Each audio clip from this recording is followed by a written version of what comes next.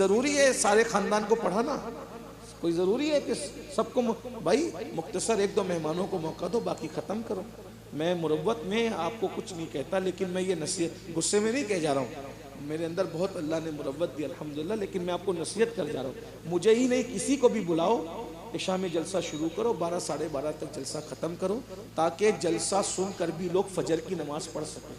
रात के 2-3 बजे तक जगाओगे तो जो पढ़ने वाले, जो नहीं पढ़ते वो तो लंबी तान करके सो जाएगा, लेकिन जो पढ़ता है उसकी भी छूटेगी। बहुत सारे इलाकों में ऐसा हुआ है कि इमाम साहब की आंख नहीं खुल पाई रात के 2-3 बजे तक जाकर, यानी जो नहीं पढ़ते वो तो नहीं आए, जो पढ़ाता था उसकी भी आंख लगी आपके जलसे की वजह से। तो ऐसा मत करो सुन्नियों, अपने आप पे रहम करो। हजारों जलसे एक पढ़ने में और फजर की 2 रकत नमाज एक पढ़ने में। तो इसलिए मेरी गुजारिश है, अब कभी आप बुलाना तो इसी शर्त पर कि हम 12 के बाद कोई तकरीर नहीं करेंगे। एक चीज़ है, आदमी कितना ही बैठना चाहे यार, उसको इस्तिंजा लगेगी तो वो क्या बैठेगा? अब बनाए और फिर वो इस्तिंजा के लिए उठ के जाएगा तो क्या वो दोबारा फिर पिंडाल में आएगा? नहीं आएगा।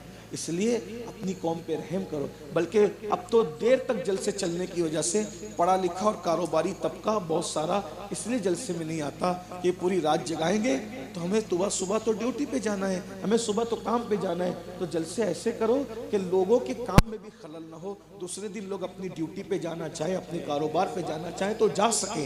ये इस तरह का मामला। अभी हम वहाँ गए थे, हुजूर सैयदी सरकार आकाए नेमत अमीन मिल्लत सरकार की सरपरस्ती में जलसा था। कौन सा इलाका था वो?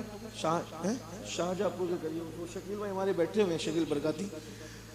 जलसा शुरू हो गया ईशा के फ़ौरन बाद 7 साढ़े 7 बजे और 5 मुकर्रिरों की तकरीर के साथ 12:30 बजे सलातो सलाम और दुआ के साथ ख़त्म हो गया। ऐसे ही था। किसी को कोई हाजत अगर भी हुई होगी तो उसने सोचा कि भाई तो जलसा तो जल्दी ख़त्म होना है, 12 साढ़े 12 बजे वो बैठा रहा। मजमे से एक बंदा भी उठ के, एक बंदा आखिरी मुकर्रिर तक, हुजूर सैयदी अमीन मिल्लत के खिताब तक एक बंदा भी उठ करके नहीं